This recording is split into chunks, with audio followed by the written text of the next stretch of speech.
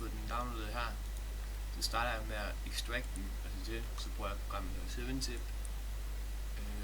Så tager jeg den bare lige herhen. Og så bare finde et eller andet sted, hvor du gerne vil have det.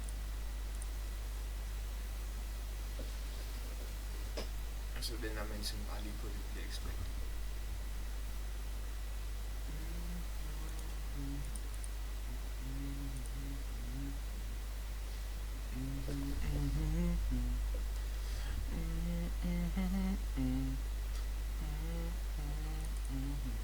Og så lige til underholdning, så er der noget Tina. Hej Jakob og Asbjørn. Da jeres besvarelser er så identiske, så vælger jeg, at I får den samme video som rettelse. Fornuftigt. Generelt er det en rigtig fin besvarelse og gode illustrationer, og der er en god kobling mellem figur, symbol og tekst.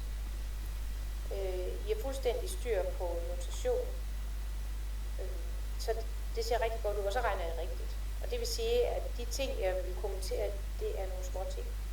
Der er en enkelt opgave, hvor det halter lidt med, og den kører vi lige ned til. Det er den her. Det vil vi ikke se. Det er den her. Vi smutter nu.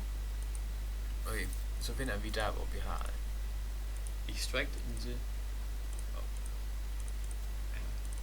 Her har jeg Burning Crusade. Går herind. Start med at tjekke roamlist. Okay, der står set roamlist localhost. Det er i hvert fald ikke det, der skal stå. Så går jeg ind i Discord, finder heroppe i vores pins. Nummer 2 på toppen, der står der set roamlist .warmain.com, og det er altså den, vi vil have fat i. Så det skriver vi lige om, og så gemmer vi filen. Så den står, tjekker lige, ja, det er det, der skal stå. Så sletter vi den her what the fuck mappe, den har vi ikke brug for, og den kommer ligesom op igen, når vi logger ind med vores konto. Vi går ind i data, 1 US, så herinde der er der ikke nogen roamlist, men det skal vi have. Så vi copy-paster roamlisten herind, tjekker igen, okay, der står det rigtige. Og så herfra så åbner vi bare wow.exe, altså vores applikation.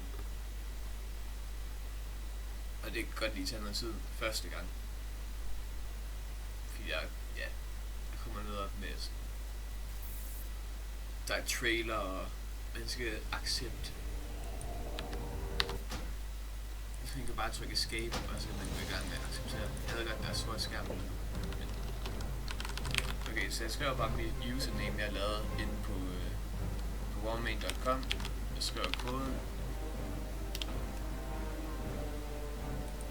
Og jeg kunne godt logge ind.